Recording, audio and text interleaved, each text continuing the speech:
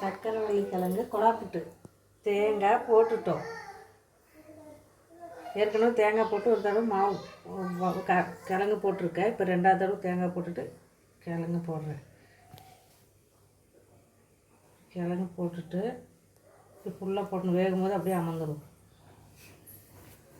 அதுக்கு மேலே தேங்காய் வச்சுட்டு 1/4 மணி நேரம் வேக வச்சு எடுத்தால் சக்கரவள்ளி கிழங்கு கொழாப்புட்டு ரெடி. அடுப்பில் வைங்க. அடுப்பில் வைக்கிற வாங்க. அடுப்பில் வச்சுட்டு ஒரு மூடி வச்சுட்டு 1/4 மணி நேரம் கழிச்சு எடுத்தால் சக்கரவள்ளி கிழங்கு ரெடி. கொழாப்புட்டு சப்போர்ட் பண்ணுங்கள் ஃப்ரெண்ட்ஸ். ஹாய் ஃப்ரெண்ட்ஸ், டீக்கு வந்து சக்கரவள்ளி கிழங்கு கொழாப்புட்டு சூப்பராக இருந்துச்சு.